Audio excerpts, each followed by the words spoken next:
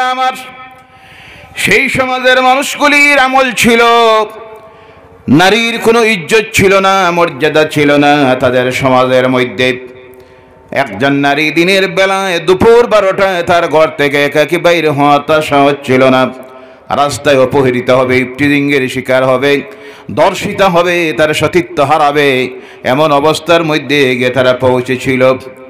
তারপর তাদের অবস্থা এমন ছিল, সামান্য বিষয়ে তাদের মধ্যে ঝগড়া লেগে গিয়া বছরের পর বছর তারা মারামারি করে করে শত শত মানুষ তারা মারত। দয়া মায়া বলতে তাদের হৃদয়ের মধ্যে কোনো জিনিস ছিল না।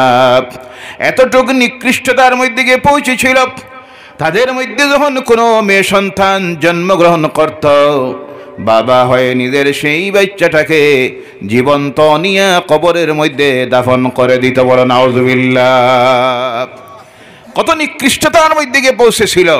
মায়া বলতে, দয়া বলতে, স্নেহ বলতে কিছুই হৃদয়ে ছিল না। হায়ওয়ান জানোয়ারের চাইতে নিকৃষ্ট হয়ে গিয়েছিল। সেই মানুষগুলির কাছে আল্লাহর পক্ষ থেকে তার রাসূলের মাধ্যমে যে নিয়ামত আল্লাহ পাঠাইয়া দিলেন, সেই নিয়ামতের নাম হলো আল্লাহর কালাম কোরআনুল কারীম। বলে সুবহানাল্লাহ। সেই কোরআন যখন আসলো আর আল্লাহ রাসূল সাল্লাল্লাহু আলাইহি সাল্লাম সেই কোরআন আবৃত্তি তাদের সামনে যখন করা শুরু করলেন, তাদের ভাষা ছিল আরবি। কি ছিল? কোন ভাষার মানুষ তারা? আরবি ভাষার মানুষ। আল্লাহ কোরআন নাজিল করলেন আরবি ভাষায়। অনেকের মনের মধ্যে প্রশ্ন আসতে পারে, আল্লাহ যদি বাংলা ভাষায় কোরআনটা নাজিল করতো কতই না ভালো হতো, আমরা বুঝতাম। আল্লাহ রাব্বুল আলামিন বলছেন, আরবি ভাষায় আমি কোরআনটাকে নাজিল করেছি এই জন্য যাতে তোমরা সব তাড়াতাড়ি সহজভাবে বুঝে নিতে পারো। তার থেকে বোঝা যায় পৃথিবীর সমস্ত ভাষার মধ্যে সবচেয়ে সহজতম ভাষা হলো আরবি। কোনটা? কোনটা? আমরা মাতৃভাষা হইল বাংলা, এর কারণে আমরা ভাবি বাংলাটা সহজ, কিন্তু বাংলার মতো কঠিন ভাষা আর নাই। অনেক আছে, অন্যান্য বিভিন্ন ভাষা আছে। ইংরেজি তাড়াতাড়ি শিখে নে, উর্দু শিখে নিতে অসুবিধা হয় না, হিন্দি শিখে নে, আসামিজ শিখে নে, পৃথিবীর বিভিন্ন ভাষা আছে। কিন্তু অনেক সময় বলে সব ভাষা শেখা যায়, কিন্তু বাংলা ভাষাটা শেখা যায় না, এত কঠিন। কথা ঠিক কি না? আমার বাইরা, সব ভাষার মধ্যে আল্লাহ রাব্বুল আলামিন বলছেন আরবি ভাষাটাকে আমি সিলেকশন দিলাম এই জন্য, আমি আল্লাহর পছন্দনীয় ভাষা হলো আরবি। বলে সুবহানাল্লাহ। আল্লাহর যেটা পছন্দনীয় আমরা পছন্দ করতে চাই কি চাই না? তাহলে বোঝা গেল আল্লাহর পছন্দনীয় ভাষা যদি আরবি হয়, প্রত্যেক মুসলমানের জন্য আরবি শিখার দরকার আসেনি না? চেষ্টা করবেন প্রত্যেকে আল্লাহর কালাম কোরআনুল কারীমটাকে পড়ার, শিখার, অর্থ শিখার। আমি অনেক সময় বলি, কমপক্ষে আমরা যে সূরাগুলা নামাজের মধ্যে পড়ি, বিশেষ করে 30 নম্বরের যে পারা, সেই 30 নম্বর অধ্যায় পারা যেটা, সেটাকে যদি কোনো মানুষ তিলাওয়াত শিখে নেই আর এর অর্থটা যদি পড়ে নেই, সংক্ষিপ্ত ব্যাখ্যা পড়ে নেই, আমার মনে হয় সেই ব্যক্তি আল্লাহর নাফরমানি করতে পারবে না। কারণ গোটা সেই পারায় আল্লাহ প্রত্যেকটা সূরায় কমপ্লিটলি কিয়ামত কিভাবে হবে, আল্লাহ পৃথিবীকে কিভাবে ধ্বংস করবেন, হাসরের ময়দান কিভাবে কায়েম করবেন, আল্লাহ রাব্বুল আলামিন কিভাবে মানুষের মওত দিবেন, দুজখের আযাব কিভাবে হবে, জান্নাতের নিয়ামতগুলি কিভাবে হবে, জাহান্নামের কঠিন আযাব কিভাবে হবে, সব বিস্তারিত আল্লাহ বেশিরভাগ যে পারার সূরায় আলোচনা করেছেন সেটা হলো 30 নম্বরের পারা। কয় নম্বর? যদি কোনো মানুষ সেটা পড়েনি, আমার মনে হয় সেই ব্যক্তি আল্লাহর নাফরমানির দিকে যাওয়া সম্ভব হবে। প্রত্যেকে চেষ্টা রাখবেন। আজকে বিজ্ঞানের যুগ, আধুনিক বিজ্ঞানের যুগ, আলহামদুলিল্লাহ। আধুনিক বিজ্ঞানের এই আবিষ্কার মানুষের জ্ঞান দিয়ে কি সহজ হয়ে গেছে। কোরআন পড়া শিখা, কোরআনের অর্থ পড়া সব ভাষায় এর মধ্যে আছে। বলেন আলহামদুলিল্লাহ। অর্থ আছে, ব্যাখ্যা আছে, কিন্তু আমরা চেষ্টা করি না। আমরা মোবাইলটাকে বেশিরভাগ আমার সমাজের মানুষ, বিশেষ করে মা বোনেরা, যুবকেরা আজকে এটাকে সবচেয়ে বেশি আল্লাহর নাফরমানি কাজে ব্যবহার করে। কথা ঠিক কি না? জি, যাই না, এখন আপনি যাই না, ওই রাস্তায় গিয়ে দাঁড়াইয়া দেখবেন অনেকটা আছে রাস্তার কিনারায় দাঁড়াইয়া বসে আছে, বাপ যার কিনারা দিয়া, মুরব্বী যার, মসজিদের ইমাম সাহেব যার, দুনিয়ার কোনো খবর নাই, তার এক দিশা কোনটা? মোবাইল। নাউজুবিল্লাহ বললেন না? কোনোটা গাড়ি উফরে উঠা ধরে, ইউ খবরও নাই। নাউজুবিল্লাহ বললেন না? আহারে ও আমার যুবক ভাইয়েরা, তরুণেরা, তোমার জীবনটাকে তুমি ধ্বংস করে দিতেছ। কি মূল্যবান সময় তোমার, তুমি বুঝতে পারতেছ না যে সময়টা হলো তোমার ভবিষ্যৎ জীবনের, আখিরাতের জীবনের পুঞ্জি সমানির। সেই সময়টাকে তুমি আল্লাহর নাফরমানি কাজে নষ্ট করে দিতেছ, এবং যা করতেছ এর জবাব একদিন দিতে হবে কার কাছে? আওয়াজ করে বলেন, কার কাছে? ভাইরা আমার, আল্লাহর কালাম কোরআনুল কারীম থেকে একটা আয়াত তেলাওয়াত করেছি। আল্লাহ রাব্বুল আলামিন এই জমিনের মধ্যে আমাদেরকে দিয়েছেন। আমরা যখন এই জমিনের মধ্যে এসেছি, আসার পরে আমাদের সৌভাগ্য, আমরা আল্লাহর মনোনীত দিন ইসলামকে গ্রহণ করেছি। সবচেয়ে বড় যে নিয়ামত আমরা পেয়েছি, যে নিয়ামতের নাম হলো ঈমান। এই দুনিয়ায় মানুষের যদি ঈমান না থাকে, তার দুনিয়ার জীবনের সমস্ত কাজ বেকার হয়ে যায়। যত ভালো কাজ যা করুক না কেন, তার কোনো প্রতিদান আল্লাহর কাছে পাবে না। কারণ আল্লাহর কাছে এই দুনিয়ার জীবনের ভালো কাজের প্রতিদান পাওয়ার জন্য 1 নম্বরে শর্ত হলো ঈমান। কোনটা? কোনটা? আমাদের আসেনি না নাই? আওয়াজ করে বলেন, আছে না নাই? এও সুন্দর আছে নাকি? আছে না নাই? আমরা দৃঢ় বিশ্বাস নিয়ে পড়েছি। পড়ুন আবার আমার সঙ্গে, লা ইলাহা ইল্লাল্লাহু মুহাম্মাদুর রাসূলুল্লাহ, আশহাদু আন লা ইলাহা ইল্লাল্লাহু ওয়াহদাহু লা শারীকা লাহু ওয়া আশহাদু আন্না মুহাম্মাদান আবদুহু ওয়া রাসূলুহু সাল্লাল্লাহু আলাইহি ওয়াসাল্লাম। ওই ঈমান যখন নিয়ে এসেছি, দুনিয়ার সবচেয়ে বড় নিয়ামত আমাদের পেয়ে গেছি। বলে সুবহানাল্লাহ। এই ঈমান আনার সঙ্গে সঙ্গে ওই ঈমানদারদের পিছনে একটা দুশমন আছে, যেই দুশমনের নাম হলো শয়তান। কে? আল্লাহ রাব্বুল আলামিন তার থেকে আমাদেরকে সতর্ক করতেছেন। কেন আমাদের দুশমন এই শয়তান হলো, তার ইতিহাস জানার প্রয়োজন।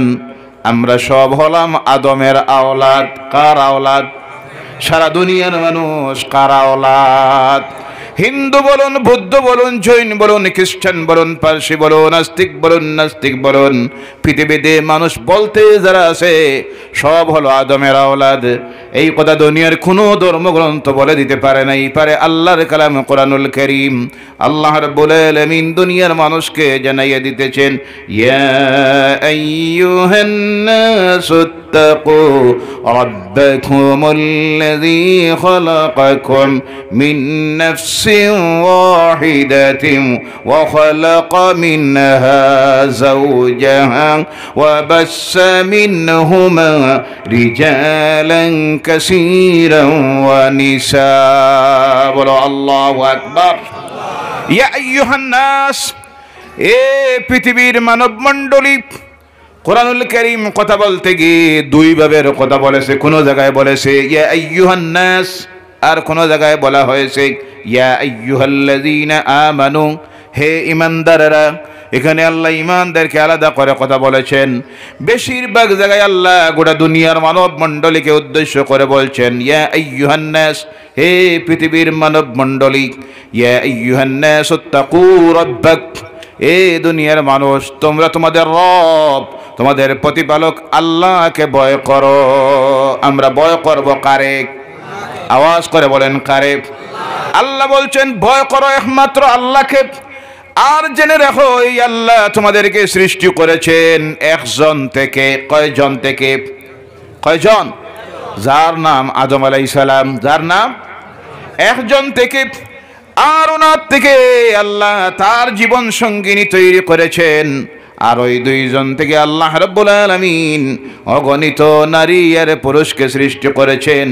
অর্থাৎ একজন হলেন আদম, আদম থেকে আল্লাহ তৈরি করেছেন হাওয়া, আর আদম আর হাওয়া থেকে সারা পৃথিবীর মানুষকে আল্লাহ সৃষ্টি করেছেন। তার থেকে বোঝা যায় পৃথিবীর সমস্ত মানুষ হলো আদমের আওলাদ। কার আওলাদ?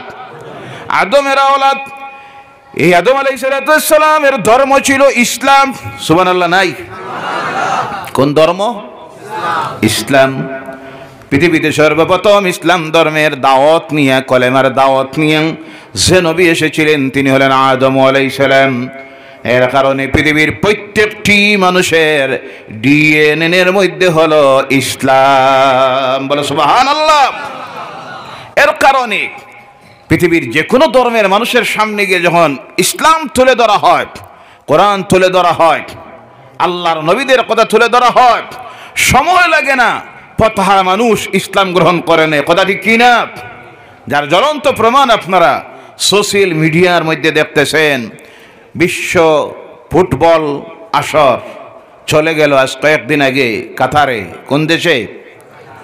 সেখানে দেখা গেল পৃথিবীর প্রতিটা অগণিত মানুষ, বিশেষ করে ইউরোপ আমেরিকার মানুষ, খ্রিস্টান সম্প্রদায় যারা ইসলাম সম্পর্কে অজ্ঞ ছিল, কোরআন সম্পর্কে কোনো জ্ঞান ছিল না, আমার নবী সম্পর্কে কোনো জ্ঞান ছিল না, যখন তাদের সামনে সেই দিন আল্লাহর কালাম কোরআন তুলে ধরা হলো, কোরআনের নীতিগুলি, কোরআনের উপদেশাবলী, আল্লাহর হাবিবের হাদিসের বাণীগুলি, আর সেই দেশের আয়োজক দেশের মানুষগুলি ইসলামের শিক্ষা কি, মুসলমান কারে বলে, তাদের চালচলন কিভাবে, আদর্শ কিভাবে যখন তুলে ধরলো, তোলা মাত্র দেখা যায় হাজার হাজার মানুষ আজকে আল্লাহর দ্বীন গ্রহণ করতেছে। বলে সুবহানাল্লাহ। তার কারণ তাদের ডিএনএর মধ্যে হলো ইসলাম। সুবহানাল্লাহ নাই?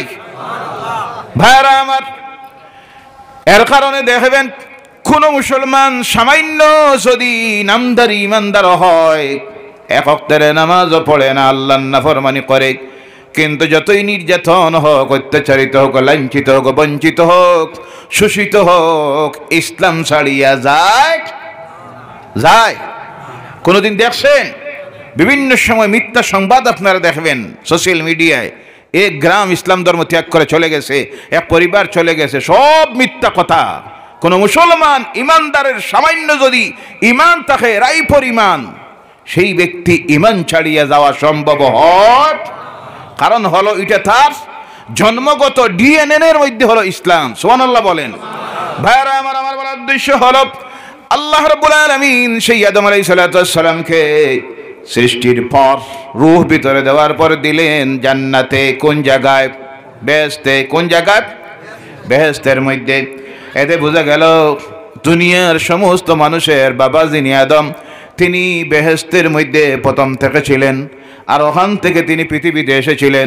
এ থেকে বোঝা যায় মানুষের তাহার জন্য সবচাইতে উত্তমতম জায়গা, যেটার নাম হলো বেহেশত। কোনটা?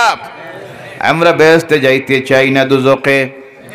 জি, বেহেশতে না দুজকে? নামাজ না পড়লে বেহেশত না দুজক? জি, মদ খাইলে, সুদ খাইলে, মিশা মাতলে, জেনা করলে, বেপরদায় চললে, পরনিন্দা করলে, উসনে কম দিলে, প্রত্যেকটা যা বলবো সব হলো দুজকে যাওয়ার আমল। এটা আমাদের মধ্যে আসেনি না? এতে বোঝা গেল আমরা সব জানি, কিন্তু কার প্ররোচনায় পরে আমরা এই কাজ করতেছি? দেখেন, এবার আদম আলাইহিস সালাম দুনিয়ার মধ্যে চলে আসলেন। আসার পর যার প্ররোচনায় তিনি আল্লাহ জান্নাত থেকে বহিষ্কৃত হয়েছিলেন, তার নাম হলো শয়তান। কে? আওয়াজ করে বলেন, কে? শয়তানের নাম লইলে ভয় লাগে নাকি আপনাদের? জি, কোনো ভয় আছে? মুমিনেরা ভয় করে কারে? আওয়াজ করে বলেন, কারে? দুনিয়ার আর কোন শক্তিকে তারা ভয় করে না, কারণ তারা মাথা নত করে সারেন্ডার্ড হয়েছে একজনের কাছে। কার কাছে? আওয়াজ করে বলেন, কার কাছে?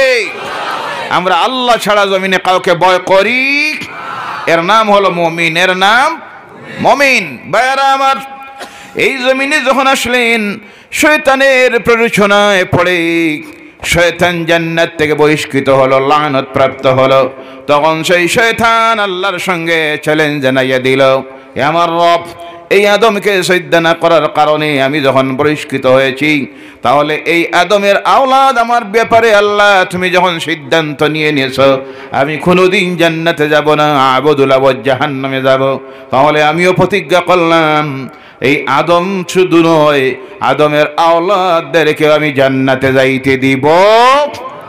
যার জন্য আল্লাহ রাব্বুল আলামিন সেই সময় থেকে শুরু করে তার কালাম কোরআনুল কারীমে আমাদেরকে বারবার জানাইয়া দিতেছেন, ও দুনিয়ার মানুষেরা শুনো, ইন্নাশ শাইতানা লিল ইনসানি আদুম মুবিন।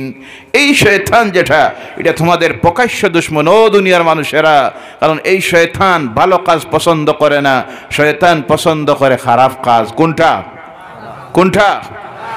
শয়তান ভালো কাজের দিকে ডাকে না, শয়তান আহ্বান করে খারাপ কাজের দিকে। কারণ তার প্রতিজ্ঞা হলো এই আদমের আওলাদদেরকে জাহান্নামে নেওয়ার জন্য আমি দুজকি হইছি, তোমাদেরকেও দুজকে নিব। জাহান্নাম আমার জন্য যখন হারাম হয়ে গেছে, আমি তোমাদেরকে জান্নাতে যাইতে দিব না। এর জন্য আমার আল্লাহ রাব্বুল আলামিন বারবার আমাদেরকে সতর্ক করতেছেন, আর সঙ্গে আল্লাহ আমাদেরকে জানাইয়া দিতেছেন, উদখুলু ফিস-সিলমি কাফা। এ দুনিয়ার মানুষেরা, পরিপূর্ণভাবে এই শয়তানের প্ররোচনা থেকে যদি বাঁচতে হয়, দুজক থেকে যদি বাঁচতে হয়, তাহলে পরিপূর্ণভাবে আল্লাহর দ্বীন ইসলামের মধ্যে ঢুকে যাও। বলো সুবহানাল্লাহ। ভাইরা আমার, বলতেছিলাম আমরা এই দুনিয়ায় আসার পর সবচাইতে বড় যে নিয়ামতটা পেয়েছি, যেই নিয়ামতের নাম হলো ঈমান। যার নাম এই ঈমান, যারা আনে, ঈমান আনার পর এই ঈমানের পরীক্ষা জমিনে দেওয়া লাগেনি না? না, কথা বলেন। যার ঈমান নাই তার কোনো পরীক্ষাও নাই। স্বাভাবিক দুনিয়ার জীবনের ৬০-৭০ বছর যা ইচ্ছা ডং তামসা ফুর্তি মৌজ মজা সব করল, এরপরে যখন বিদায় হবে তখন গিয়ে বুঝতো মজা কারে কয়, কথা ঠিক কিনা?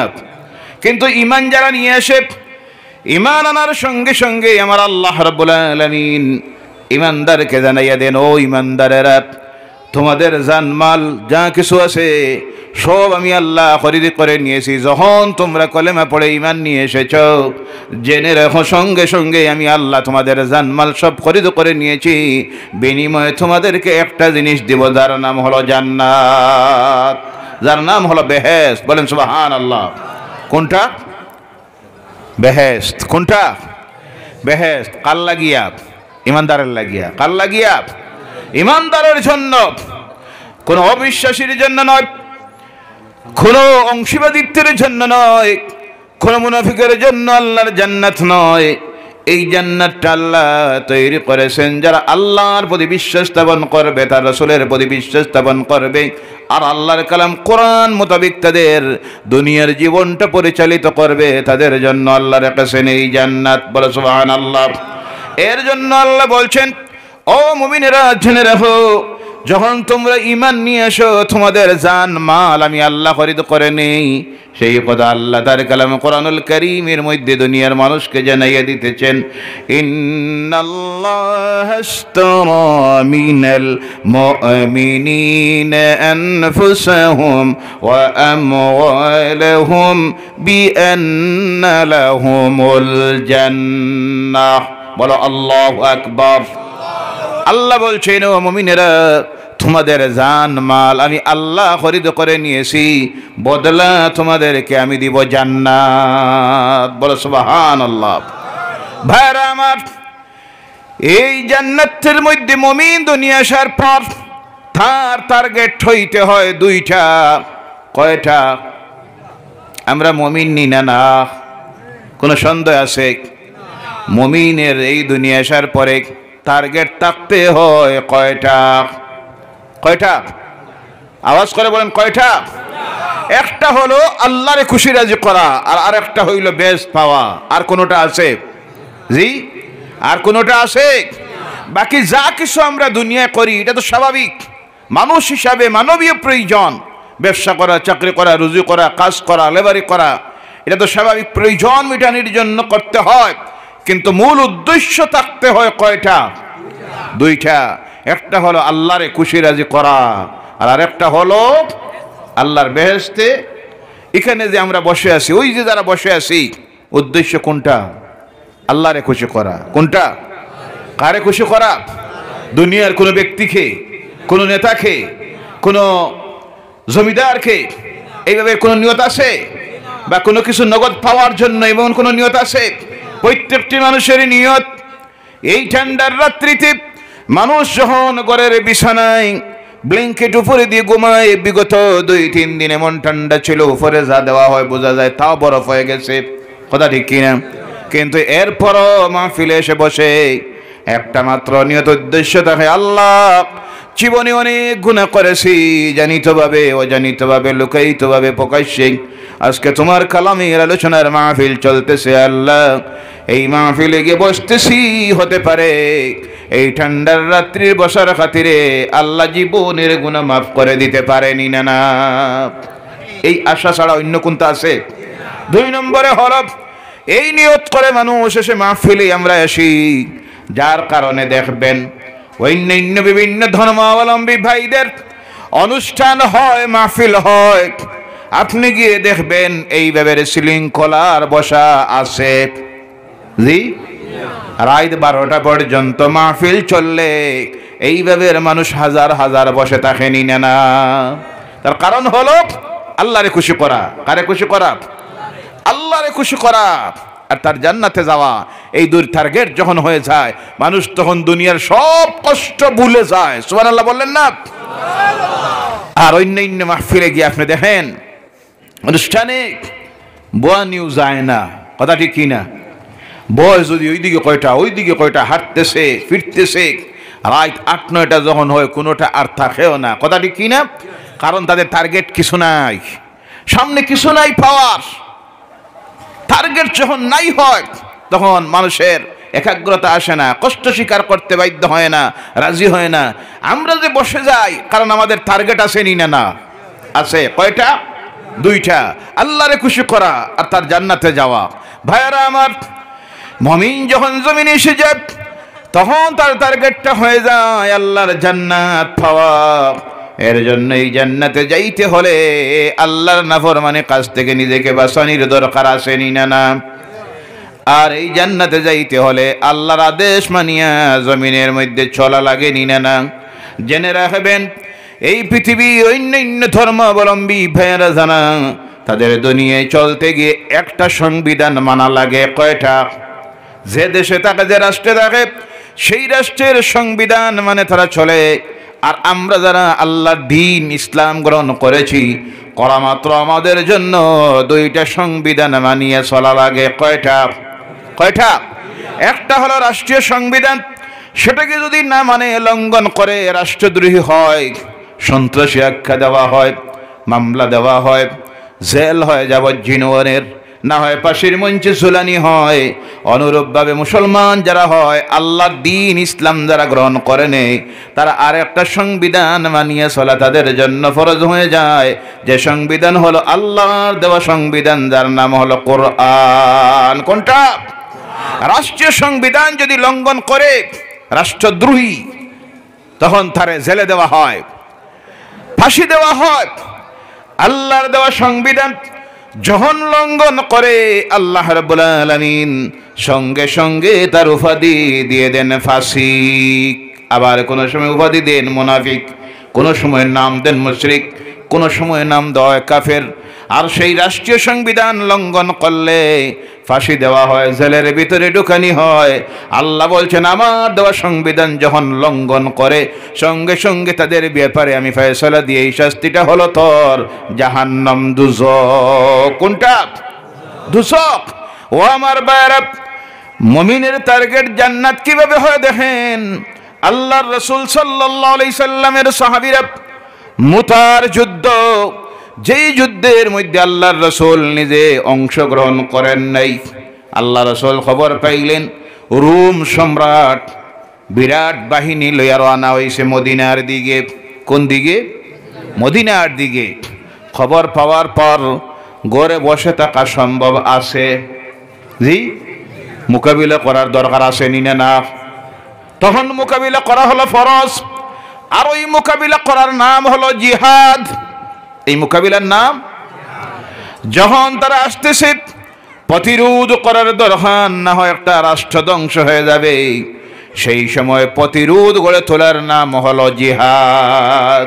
প্রতিরোধ গড়ার নাম, তখন এই প্রতিরোধ গড়া রাষ্ট্রনেতার জন্য, রাষ্ট্রের সেনাবাহিনীর জন্য, রাষ্ট্রের জনগণের জন্য ফরজ হয়ে যায়। কি হয়ে যায়? আজকে যদি কথায় কথায় পাকিস্তান কর্তৃক আমার এই রাষ্ট্র যদি আক্রান্ত হয়, তাহলে এই দেশের সরকার, সেনাবাহিনী সমস্ত নাগরিকের জন্য, রাষ্ট্রের অখণ্ডতা রক্ষার জন্য, সার্বভৌমত্ব টিকাইয়া রাখার জন্য যুদ্ধের ময়দানে নামা ফরজ হয়ে যাবে। কি হয়ে যাবে? অনুরূপভাবে কথাটা বুঝেন, কারণ হলো এখানে একটা কথা এসেছে, আল্লাহ রসুল সাল্লাল্লাহু আলাইহি সাল্লাম সারা জিন্দেগিটা যুদ্ধ করে করে অন্য ধর্মের মানুষ মেরে মেরে শেষ করে দিয়েছেন। বলেন নাউজুবিল্লাহ। আল্লাহ রসুল তরবারি দেখাইয়া, ধর দেখাইয়া, ভয় দেখাইয়া অন্য ধর্মের মানুষকে নাকি ইসলামে এনেছেন। এইভাবে অপপ্রচার আসেনি না না? কিন্তু দেখেন, আল্লাহ রসুল যখন খবর পাইলেন 1 লক্ষ বাহিনী নিয়ে রোম সম্রাট রওনা করেছে মদিনা আক্রমণের জন্য, আল্লাহ রসুল তো তখন আর ঘরে বসে থাকা যায় না। স্বাধীন একটা রাষ্ট্রের তখন তিনি রাষ্ট্রপতি, প্রধানমন্ত্রী, ডাক দিলেন ওনার সেনাবাহিনী যারা, যাদেরকে বলা হয় আল্লাহ রসুলের সাহাবীরা। বলা সুবহানাল্লাহ। রওনা হইলেন 3000। কয় হাজার? আল্লাহ রসুল সাহাবায়ে কেরামদেরকে নিয়ে বসেছেন। আমার বলার উদ্দেশ্য হলো, ঈমান আনার পরে মানুষের জান্নাতে যাওয়ার একমাত্রই টার্গেট থাকতে হয়, আর এই টার্গেট যখন মনের মধ্যে আয়, সেই ব্যক্তি আল্লাহর নাফরমানি করতে পারে না। আল্লাহ রসুল 1 নম্বরে বললেন, ও আমার সাহাবীরা, তোমাদের মধ্য থেকে আমি এই যুদ্ধের সেনাপতি বানাইয়া দিলাম হযরতে আব্দুল্লাহ বিন রাওয়াহা। আব্দুল্লাহ বিন রাওয়াহা দাঁড়াইয়ে গেলেন। আল্লাহ রসুল বললেন, বসো। আমার সাহাবীরা, আব্দুল্লাহ বিন রাওয়াহা যদি শহীদ হয়ে যান যুদ্ধের ময়দানে, তাহলে তোমরা পরবর্তীতে আমার সাহাবী জাফর ইবনে সাদিক রাদিয়াল্লাহু তাআলা আনহুকে সেনাপতি বানাইও। জাফর কোথায়? হযরতে জাফর রাদিয়াল্লাহু তাআলা আনহু দাঁড়িয়ে গেছেন। বলেন সুবহানাল্লাহ। ও যুবক ভাইরা, যাদের নাম বলতেছি এদের বয়স শুনবা? জি, এক একজনের বয়স হলো 27 বছর, 28 বছর। সুবহানাল্লাহ বললেন না? আর এই 27-28 বছরের আজকের মুসলমান যুবক